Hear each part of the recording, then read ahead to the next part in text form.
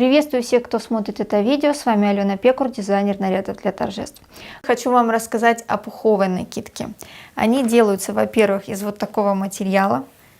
Казалось бы, что можно сделать хорошего из такого материала? А вот если близко друг к другу каждый слой пришивать, он пришивается вручную, получается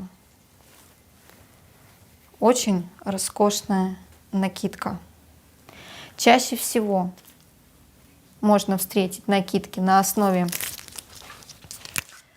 Так, берем прямоугольник шириной, допустим, 30 сантиметров, а длина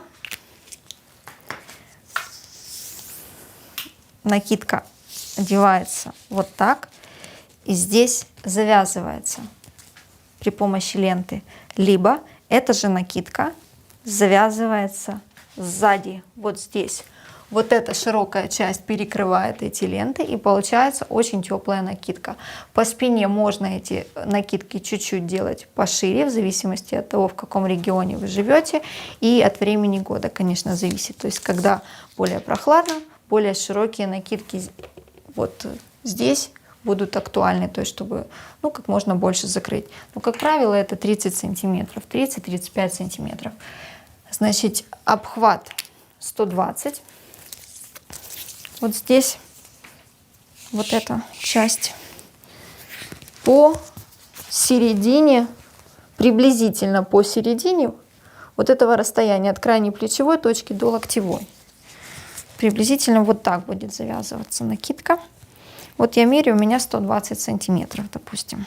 120 будет нормально, ниже не упадет. Можно сделать чуть-чуть поуже, допустим, 116 сантиметров. Кто в размере побольше, скажем, у того будет чуть больше, просто у той невесты будет просто чуть больше расстояния вот здесь, на ленточку.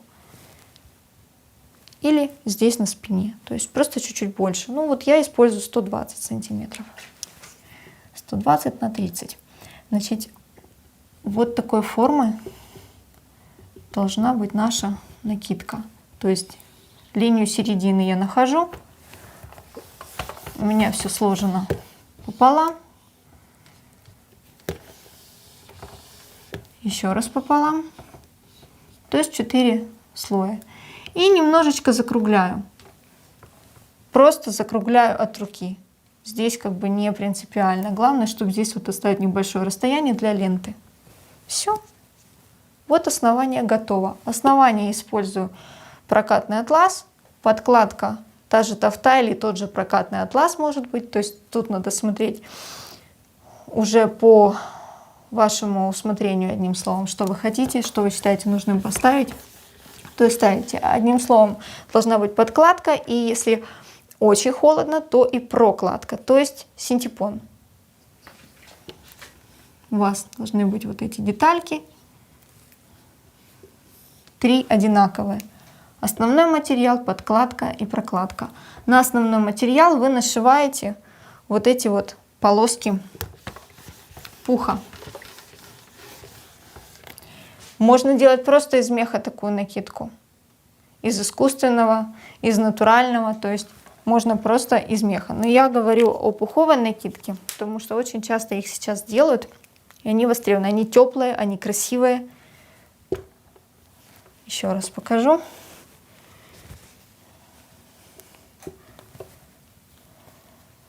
Так, нет. Одним словом, ее стоит иметь в своей коллекции. Значит, как она пришивается? Вот весь пух, допустим, вот такой диаметр имеет, вот на срезе, да? Меньше, чем этот. Но я меньше не буду рисовать, потому что будет совсем непонятно. И есть ширина вот этой вот веревки, на которой собраны все вот эти перья. Вот. Допустим, вот эта веревка. Вот она. Вот материал атлас на срезе. И я прошиваю пол толщины именно вот этой веревки вручную. А потом вы никак не размечаете, просто близко друг к другу пришиваете каждый вот этот ряд перьев. Не забывайте о том, что у вас здесь еще должен быть припуск на шов обязательно. То есть и пришиваете близко-близко к этому припуску на шов. Перышки потом отодвигаете, кладете на перья вашу подкладку и обрабатываете. Перья от шва аккуратненько отодвигаются, чтобы они не попали под шов.